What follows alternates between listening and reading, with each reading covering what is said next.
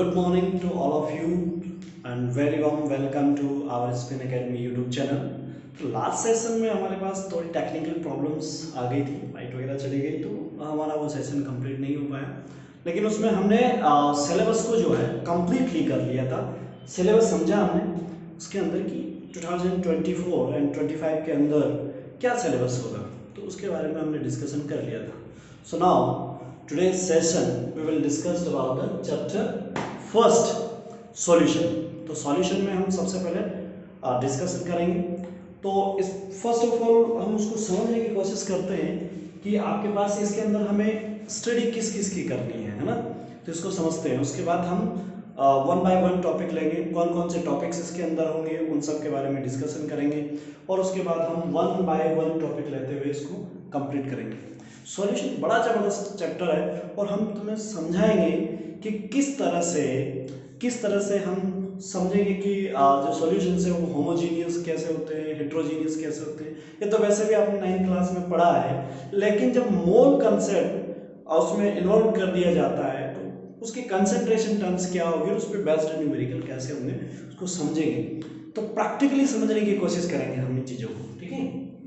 तो पहले हम डिस्कशन करते हैं फर्स्ट चैप्टर में, तो सॉल्यूशन। तो इसमें नॉर्मली हम स्टार्ट करेंगे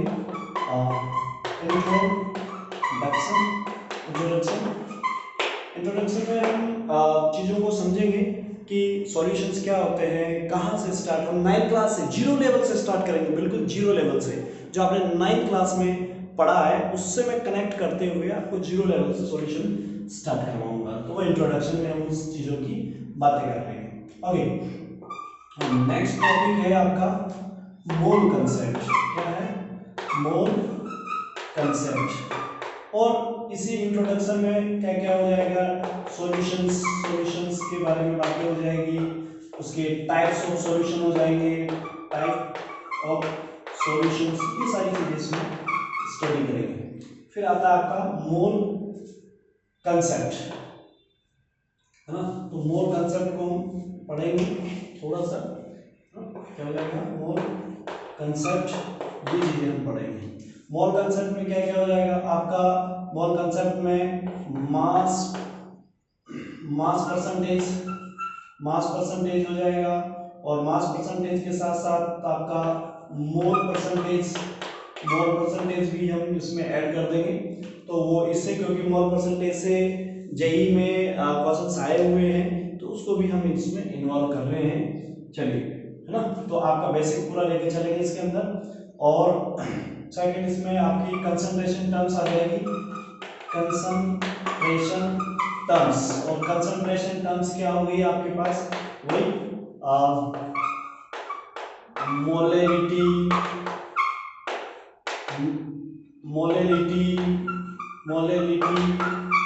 नॉर्मेलिटी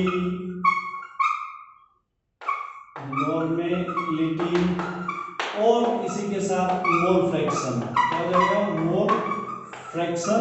और ये तो आप 11th क्लास तक पढ़ते हो, यहाँ पर 12th में एक नया टॉपिक आपको ऐड हुआ, मोल फ्रैक्शन क्या चीज होती है। और मोल फ्रैक्शन समझना बहुत ज्यादा जरूरी है।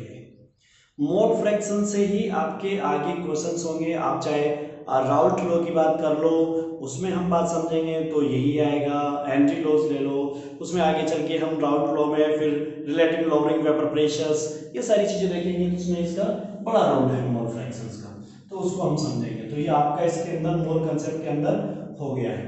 तो मैं जो है इन चीजों को मैंने अपने हिसाब से चैप्टर को डिवाइड किया हुआ है और इस चीज को मैं सॉल्यूशन के पार्ट ए में, मतलब सॉल्यूशन को भी मैंने 3 पार्ट्स में डिवाइड किया हुआ है, part A, part 2, part 3। Part A में क्या क्या पढ़ेंगे, पार्ट ए में इंट्रोडक्शन और मोल कंसेप्ट पढ़ेंगे। यस, थर्ड पॉइंट आपका आता है वो है सॉल्युबिलिटी।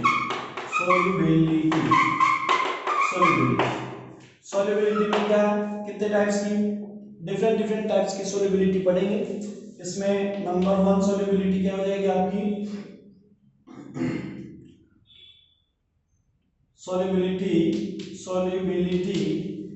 solubility of solid या solubility of gas पहले पढ़ लेते हैं। solubility of gas in liquid in liquid, और इसको हम इसी के अंदर हम पढ़ेंगे कौन सा, हेनरी लॉस। क्या पढ़ेंगे, हेनरी लॉ। तो हेनरी लॉ हम पढ़ेंगे, सॉरी लॉस, हेनरी लॉस इसमें पढ़ेंगे। इसके अंदर किसके अंदर, सॉल्युबिलिटी ऑफ किसकी, गैसेस की। नंबर सेकंड वो आपके पास है solubility of solid in liquid, और थर्ड में आपके पास हो जाएगी solubility of liquid in liquid, और इन दोनों का जो पार्ट है उसको हम पढ़ेंगे इसके अंदर अराउंड लॉ। यहाँ पर जो बात पढ़ने वाले हैं वो किसके अंदर पढ़ने वाले हैं, राउल्ट्स लॉ के। तो इसके अंदर हम राउल्ट्स लॉ पढ़ लेंगे, इसके अंदर हम हेनरी लॉ, इसके अंदर हेनरी लॉस को पढ़ेंगे। और सबसे पहले हेनरी ने किस तरह से जो है हमें ये बताया है कि what is the vapour pressure या what is the pressure of gases, ये सारी चीजें समझाई हमें। उसके एप्लीकेशंस है, उसके लिमिटेशंस है, वो सारी चीजें पढ़ेंगे। और यहीं से जनरेट होता है न्यू टर्म्स का, वो है इसी के अंदर फिर लिक्विड को देखेंगे। तो उसका हेनरी का थोड़ा सा मॉडिफिकेशंस होगा तो राउल्ट लॉ में आएगा, और उसको हम पढ़ेंगे तो वेपर प्रेशर। वेपर प्रेशर्स क्या होती है उसको बनते हुए देखेंगे हम कि किस तरह से वेपर प्रेशर्स बनती है, ठीक है। और इस चीज को हम पढ़ेंगे, पूरा का पूरा पार्ट मैंने डाला हुआ है किसके अंदर, पार्ट बी या सेकंड पार्ट। फर्स्ट पार्ट बोल दो, ये सेकंड पार्ट बोल दो, ठीक है ऐसे। और उसके बाद आपका टॉपिक है टॉपिक नंबर फोर्थ, और वो है आपका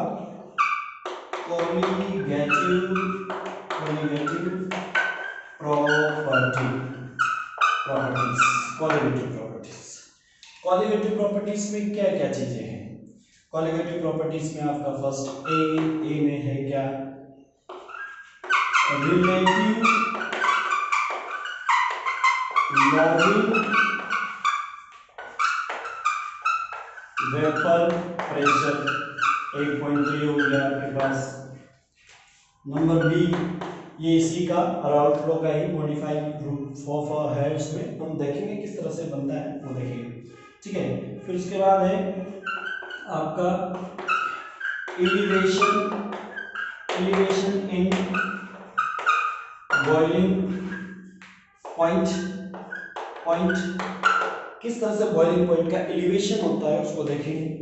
नंबर सी एंड थर्ड पे है आपका,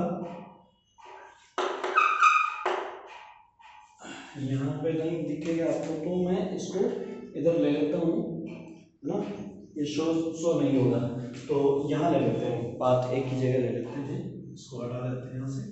और यहाँ पर आपका सी पार्ट में हो जाएगा, डिफरेंट से लिख देते हैं, सी में हो जाएगा boiling point, depression of freezing point, है ना, depression of freezing point, depression of freezing point, ये हम देखेंगे। और फोर्थ में है आपका ऑस्मोसिस, क्या है ऑस्मोसिस प्रेशर वगैरह, इसमें कई सारे टर्म्स हैं देखेंगे समझेंगे, सॉल्यूशंस का टाइम बनेगा एक तरह तो उसको देखेंगे, है ना, ऑस्मोसिस, रिवर्स ऑस्मोसिस, ये सारी चीजें इसी में पढ़ेंगे।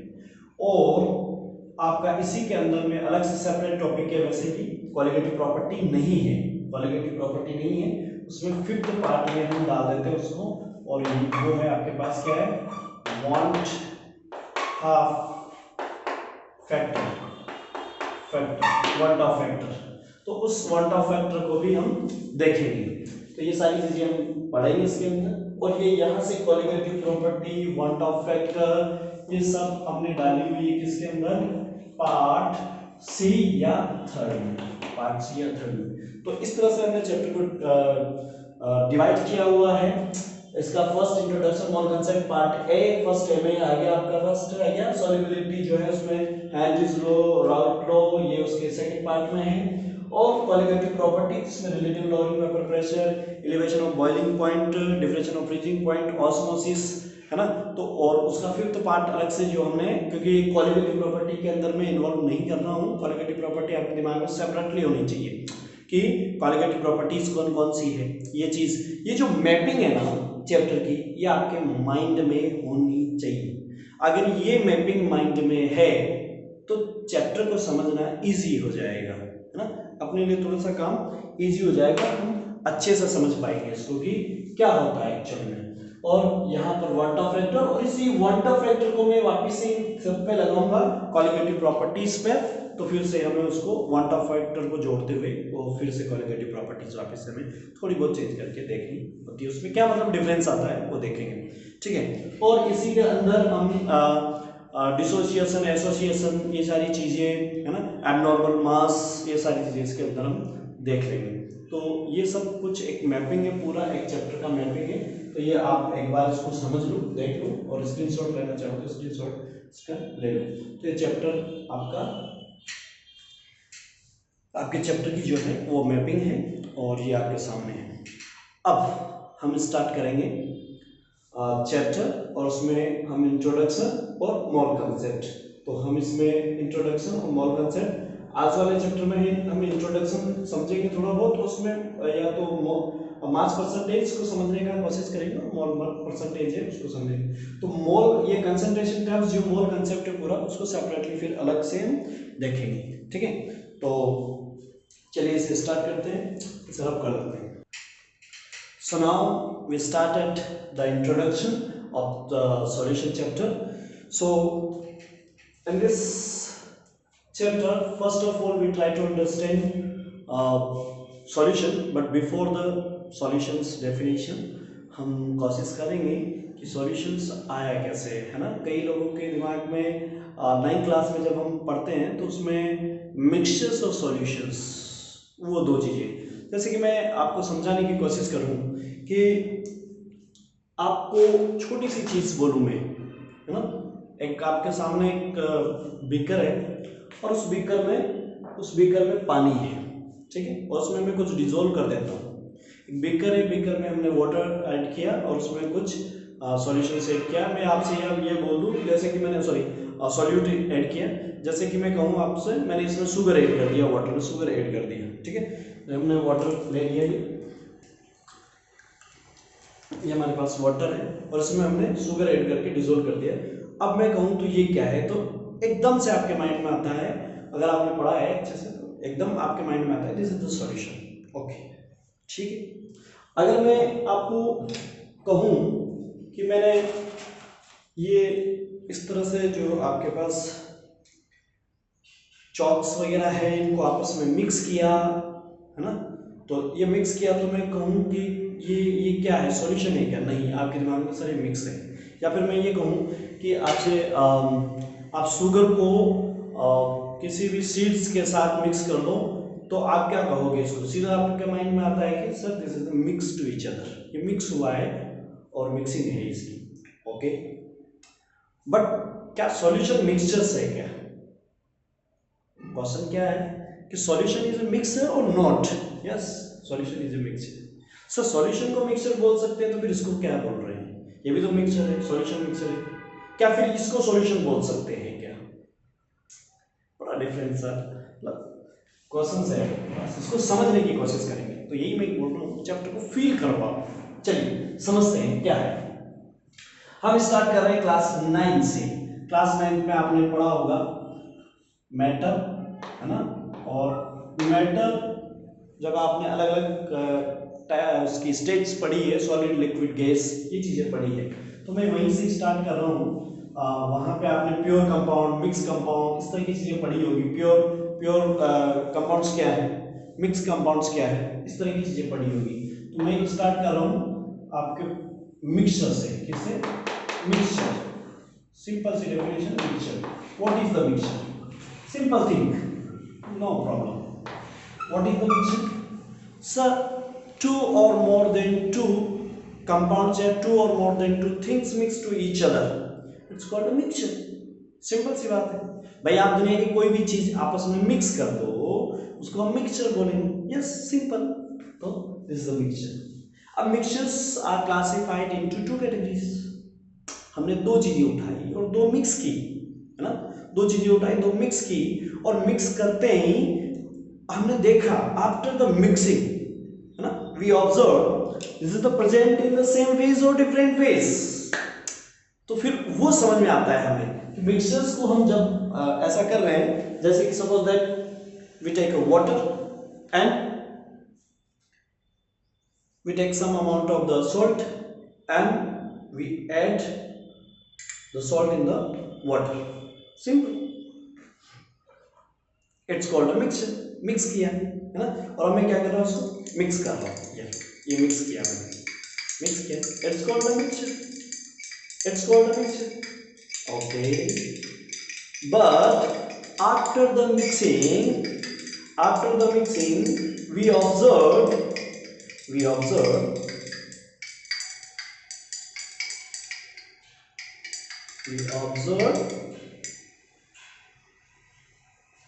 solute, it not to there, solute है नहीं, it's not to there, कहाँ है इसमें, है नहीं।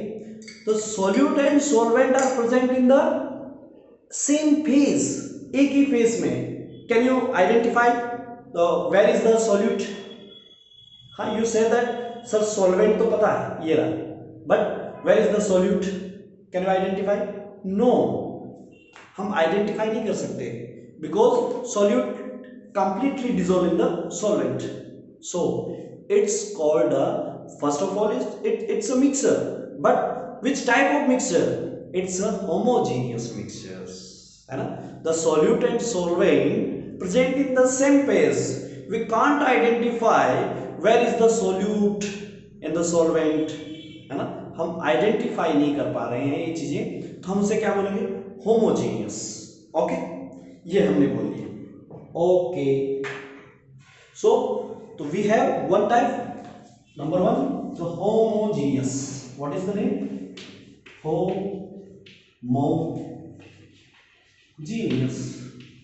homogeneous mixture because this is the type of mixture, so we call homogeneous mixtures, and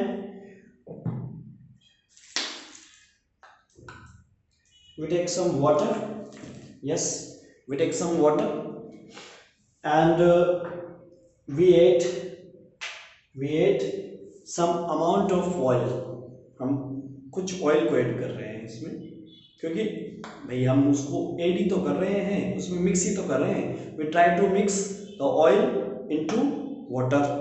हमने क्या किया, देखो हम आपके लिए जुगाड़ भी करके लाए हैं ऑयल वगैरह, यस, हमने क्या किया, इसको मिक्स किया, तो मिक्स किया तो क्या किया, we add the some oil in the water, add कर दिया, can you see, can you identify where is the solute, sir, this is the solute, this is the solvent, first of all, yes, मैं बता देता हूँ कि how to identify which is the solute and which is the solvent, आपने पढ़ा होगा ना class में छोटे, the any one is the present in the less amount, it's called the solute, and present other one is the present in the larger amount, it's called the solvent। so in this beaker, this is the present in the small amount, it's called the solute, and it's present in the large amount, it's called solvent। ये तो समझ में आ गया sir, but both are present in the different phases, can you identify where is the solute, where is the solvent? yes sir, we identify, अब में जो है, ऊपर जो है वो solute है और नीचे वाला solvent है, तो ये क्या हो गया फिर, इसको किस टाइप का मिक्सचर्स बोले, है ना, ये अलग टाइप का मिक्सचर हो गया। So this type of mixtures is called heterogeneous, क्या बोलेंगे इसको, heterogeneous,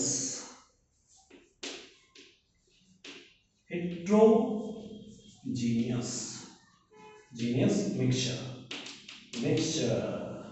it's called heterogeneous mixture, है ना, तो ये दो चीजें होगी। So what is the definition? So homogeneous, the solute and solvent are present in the same phase, is called homogeneous mixtures, and solute and solvent are present in the different phases, it's called a heterogeneous mixtures, yes, both are mixtures। so this type of mixtures we call solution, solution है ना।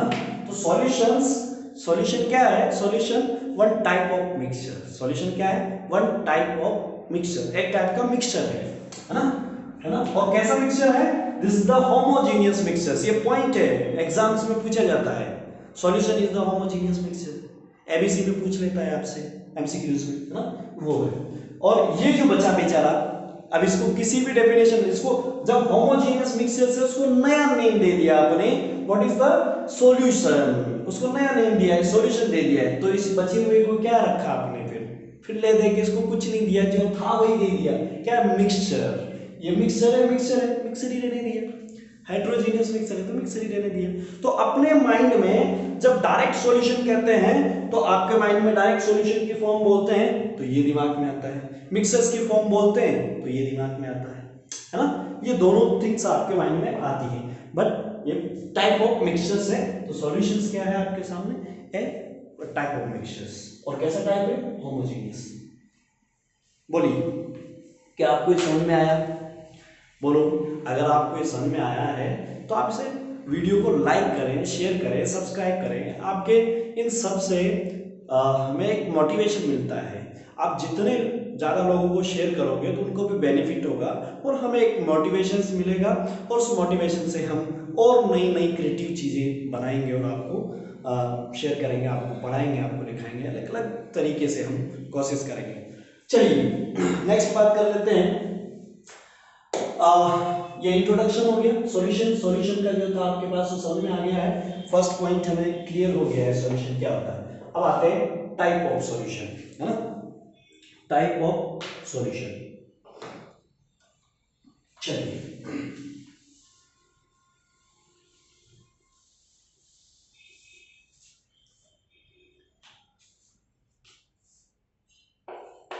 Solution, next point is type of solution.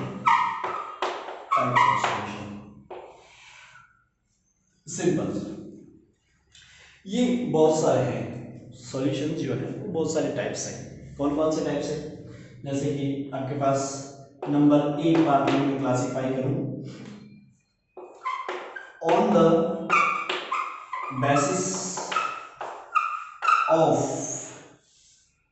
basis of face, ये faces बोल दो या फिर आप इसको solute या सॉल्वेंट मिक्सचर बोल दो, फेसेस। तो इसके बेसिस पे है we have two types. Number one, homogeneous mixtures, या और नंबर टू heterogeneous mixture। तो ये टू टाइप्स के हो गए। अब अभी हमने इसको समझा भी है तो आपको ये तो वैसे भी क्लियर होगा। So now next B, second आपके सामने क्या है? Yes, on the basis of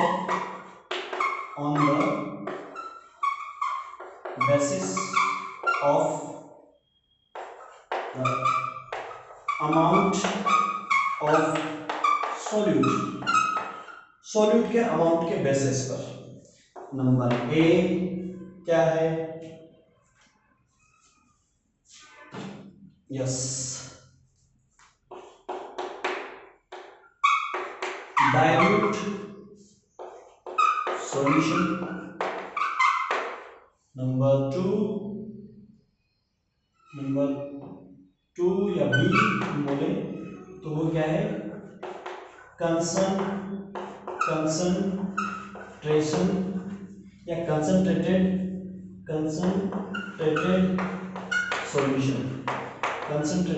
solution. Okay. और नंबर थ्री क्या है आपके पास? Saturated solution. नंबर फोर या डी जो भी ऑप्शन है आपका, अनसैचुरेटेड सॉल्यूशन। और नंबर 5 में आ गया आपका super saturated solution. Super saturated solution है ना, ये सारे। So first of all we try to H which is the dilute, concentrated, saturated, unsaturated, super saturated solutions। ठीक है, इसको प्रोसेस करते हैं समझने। जैसे कि हम कह रहे हैं, अभी हमने इसमें ये जो वाटर लिया है, इस वाटर में we add small amount of solute and dissolve it.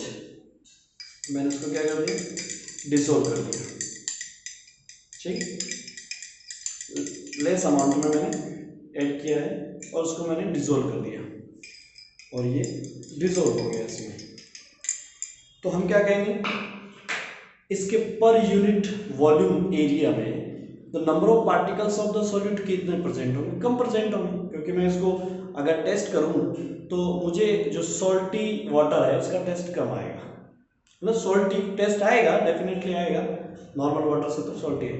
लेकिन मैं ये कहूँ कि मैं और इसमें सोल्यूट ऐड करूँ सॉल्ट का और उसे फिर टेस्ट करूँ, बोलिए आप बताइए, पहले वाले जो ऐड करके टेस्ट किया था और फिर और अमाउंट ऐड करके फिर टेस्ट कर रहे हैं, दोनों के टेस्ट में डिफरेंस होगा कि नहीं होगा? होगा, है ना। टेस्ट अलग अलग होगा दोनों का। पहले वाला ज़्यादा सॉल्टी होगा, फिर फर्स्ट वाला कम सॉल्टी होगा और सेकंड वाला मोर सॉल्टी होगा। होगा कि नहीं होगा? होगा। अगर ऐसा है, इसका मतलब टेस्ट क्यों अलग अलग आया? उस एक सिप में, उस एक घूंट में आपने जो लिक्विड लिया उसमें नंबर ऑफ सोल्ट पार्टिकल्स कम थे स्टार्टिंग वाले में, इसलिए कम सोल्टी लगा। दूसरे वाले में उसी घूंट में, उस सिप में आपने जब लिया तो उसमें जो सोल्टी पार्टिकल्स है, सोल्यूट के जो पार्टिकल्स थे वो ज्यादा थे, ज्यादा अमाउंट में थे, इसीलिए। तो फर्स्ट को हम कहेंगे डाइल्यूट सॉल्यूशन और दूसरे को हम कहेंगे कंसंट्रेटेड। कंसंट्रेटेड में पार्टिकल्स ज्यादा हो गए, डाइल्यूट में कम पार्टिकल्स हो गए, it's called the dilute and concentrated. बोलो समझ में आया नहीं आया? आ गया। मान लीजिए आपने शुगर ले लिया वाटर में, उसमें वाटर में शुगर ऐड किया 2-3 स्पून, वो डिसॉल्व हो गया, ठीक है, ये डाइल्यूट है एक तरह से। मान लीजिए आपने कंसंट्रेटेड करना चाहे तो शुगर सिरप नहीं देखा आपने, वो और ज्यादा हाईली कंसंट्रेटेड है ना, तो वो है शुगर सिरप। तो समझते हो, जलेबी जब बनाते हैं तो जलेबी को लास्ट में शुगर सिरप में ही तो डालते हैं, हाँ। चलिए, तो अब देखो उसके बाद है सैचुरेटेड। इसको समझने की कोशिश करो, इसको समझना जरूरी भी है। सैचुरेटेड क्या है? सीधी सिंपल सी बात है, हमने वाटर लिया, उसमें सॉल्यूट ऐड किया सोल्ट का, और वो dissolve, first we dissolve it, हाँ कंप्लीटली डिसॉल्व भी हो गया है, ठीक है, okay. And again further we add some amount of the solute, some amount of the solute of किसका डाल रहे हैं हम? सॉल्ट का। यस, सॉल्ट हमने ऐड किया और फिर उसको डिसॉल्व किया, कोशिश किया डिसॉल्व करने का, and the solute further dissolve completely the solution. ये फिर से कंप्लीटली डिसॉल्व हो गया है, देखो जरा, यस, इट कंप्लीटली डिसॉल्व हो गया, सिंपल सा। बट फिर हम फर्दर इसमें क्या कर रहे हैं, सोल्यूट ऐड कर रहे हैं, सेम में चेंज नहीं कर रहे, उसमें और हमने ऐड किया, ठीक है, ये ऐड किया हमने, ऐड किया। मैं उतने ही टाइम इसको डिसॉल्व करने की कोशिश कर रहा हूँ, उतना ही टाइम दूंगा जितना पहले वाले को दिया, और फिर देखता हूँ क्या डिसॉल्व होता है कि नहीं।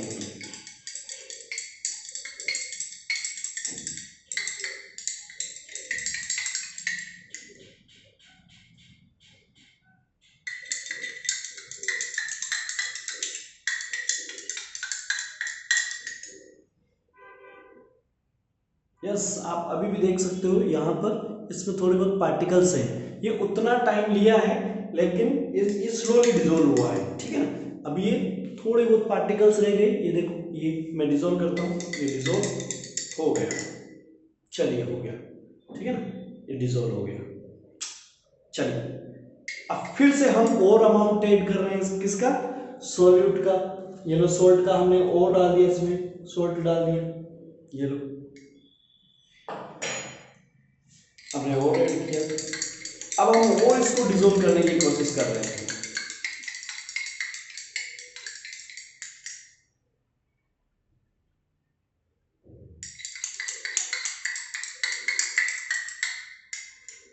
देखो इसका रेट स्लो हो गया है, ये डिसॉल्व धीरे धीरे धीरे थोड़े बहुत पार्टिकल्स आ रहे हैं। हम फिर इसमें और अमाउंट ऐड कर दे रहे हैं,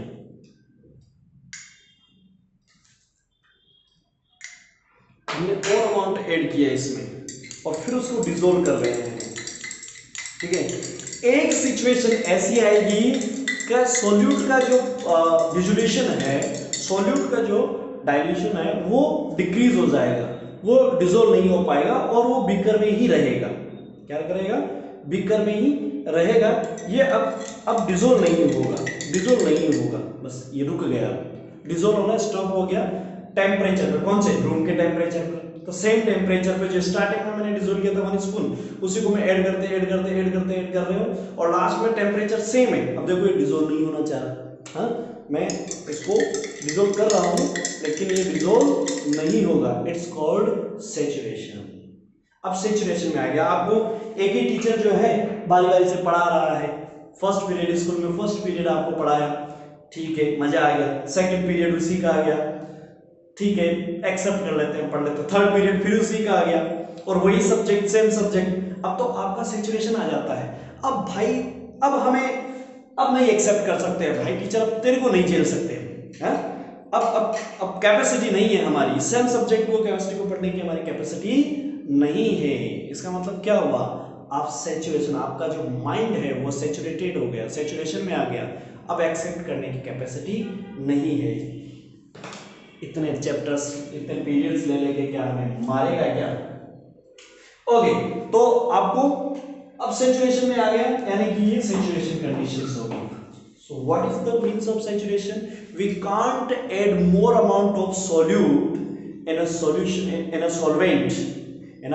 solvent at same temperature and pressure। हम उस पे सेम टेम्परेचर प्रेशर में और ज्यादा अमाउंट ऐड नहीं कर सकते हैं। ऐसे सिचुएशन को हम कहते हैं सैचुरेटेड। और unsaturated, before the saturation condition, unsaturation मतलब we can add more amount of solute in a solvent at same temperature and pressure। It's called unsaturation solution। It's called unsaturation। Super saturation, super saturation क्या है? अब देखो super saturation का ये condition, ये देखो आप देखो ये ऐड नहीं हो पा रहा है, डिसॉल्व हुआ ही नहीं। देखो क्लियर दिख रहा है ना, ये डिसॉल्व नहीं हो पा रहा है। ये सैचुरेशन है, सैचुरेशन कंडीशन से। It's called saturation। We can't add the more amount of solute in a solvent या in a solution at the same temperature because it's not for the dissolve, it's same temperature। उस same temperature पे dissolve नहीं होगा। Yes, dissolution stop हो गया, इसे saturation conditions बोलते हैं। तो सुपर सैचुरेशन कंडीशन क्या बोलते हैं? इस सैचुरेशन कंडीशन के बाद अब हम इसमें और सॉल्यूट ऐड करेंगे लेकिन वो डिसॉल्व नहीं होगा, हम जानते हैं। बट कब डिसॉल्व हो जाएगा? अगर मैं इसे हीट करना स्टार्ट कर दूं, टेम्परेचर देना स्टार्ट कर दूं, वी इंक्रीज द टेम्परेचर, जो अभी टेम्परेचर है उसे इंक्रीज करूं, the solubility will be increase. Solubility क्या हो जाएगी? डिसॉल्व हो जाएगी। आप एक बीकर लीजिए, उसमें शुगर डिसॉल्व कीजिए, उसको डिसॉल्व करोगे तो एक सिचुएशन ऐसी आएगी कि शुगर के पार्टिकल्स डिसॉल्व नहीं हो रहे, but we increase the temperature, then solubility will be increase of solute, उसकी सॉल्युबिलिटी इंक्रीज हो जाएगी और वो डिसॉल्व हो जाएगा, और अमाउंट में ऐड कर सकते हैं। तो आपके पास क्या हुआ कि मैंने इसको टेम्परेचर दिया, टेम्परेचर देते ही ये डिसोल्यूशन बढ़ गया, यानी कि ये जो अभी सैचुरेशन में था वो डिसॉल्व हो जाएगा, वो डिसॉल्व हो जाएगा। लेकिन फिर भी इस वाटर की, इस सॉल्यूशन की एक क्रिटिकल एक सिचुएशन ऐसी आएगी कि आपने उसके सर्टेन टेम्परेचर जितना बढ़ा दिया, उसके बाद भी जो सॉल्यूट है वो डिसॉल्व नहीं हो रहा है। इसे कहते हैं सुपर सैचुरेशन। आप सुपर सैचुरेशन पर ले गए, टेम्परेचर बढ़ा दिया, तो इसकी डेफिनेशन क्या हो जाएगी? We can't add the more amount of solute in a solution at certain temperature. एक सर्टेन टेम्परेचर के बाद भी हम सॉल्यूट को ऐड नहीं कर पा रहे हैं, it's called a super saturation solution. क्योंकि अब टेम्परेचर हमने बढ़ा दिया, सर्टेन टेम्परेचर पे लगे, सेम टेम्परेचर पे नहीं है। ठीक है, इट्स कॉल्ड सुपर सैचुरेशन। बोलो बात समझ में आई नहीं आई? सुपर सैचुरेशन में ही क्या बनता है आपका शुगर, शुगर को देख लो, तो शुगर सिरप बनती है ना जलेबी के लिए, वो सुपर सैचुरेशन कंडीशंस में आप जब हीट करके कढ़ाई में देखते हो तो हीट करते हो तो वो जो है आपका शुगर डिसोल्यूशन में होगी, सेम फेज में होती है, लेकिन उसको वापस नीचे उतार दो और थोड़ी देर के लिए कोल्ड होने दो, वो जितनी ज्यादा कोल्ड होती जाएगी उसका जो पार्टिकल्स ऊपर शुगर के वो कन्वर्ट होते चले जाएंगे सॉलिड में, जम जाते हैं ना, ऊपर हार्डेस्ट फॉर्म में आ जाते हैं। तो ये अब इसी कंडीशंस को जो वापस से जैसे जैसे टेम्परेचर डाउन हो रहा है और ये सॉलिड कंडीशंस में आ रहे हैं, इसको बोलते हैं इक्विलिब्रियम। क्या बोलते हैं? इक्विलिब्रियम। इक्विलिब्रियम है तो इसे इट्स कॉल्ड डायनेमिक इक्विलिब्रियम। जैसे कैसे मैंने कहा ये सॉल्यूट है मेरे पास, है ना, ये देखो अभी भी सॉल्यूट है, ये डिसॉल्व नहीं हो रहा, इसको समझते हैं डायनेमिक इक्विलिब्रियम क्या है। देखो मैं इसको डिसॉल्व कर रहा हूँ, है ना, डिसॉल्व कर रहा हूँ, लेकिन फिर भी ये डिसॉल्व नहीं हो रहा और आपको ये पार्टिकल्स यहाँ पर नजर आ रहे हैं। आपको लगता है कि ये पार्टिकल्स डिसॉल्व होना ही नहीं चाह रहे हैं, नहीं, अब अंदर की बात ये नहीं है, ऐसा नहीं है। जो सॉल्यूशन में थे, जो सॉलिड फॉर्म में थे, वो तो डिसॉल्व होकर सॉल्यूशन में चले गए, लेकिन जो सॉल्यूशन में डिसोल्यूशन फॉर्म में थे वो वापस से कन्वर्ट होकर सॉलिड फॉर्म में आ गए। ये प्रोसेस चालू रहता है, और लेकिन ये हमें कैसा लगता है, क्योंकि हमें तो वहां जो कंडीशंस बनी हुई है सॉलिड पार्टिकल्स की सेम नजर आ रही है, इतनी अमाउंट्स में नजर आ रही है, तो हमें लगता है कि वो डिसॉल्व होना ही नहीं चाह रहे। नहीं, वो डिसॉल्व हो रहे हैं और हो रहे हैं, लेकिन हमें दिख नहीं रहे। It's called dynamic equilibrium. इसको क्या बोलते हैं? Dynamic equilibrium.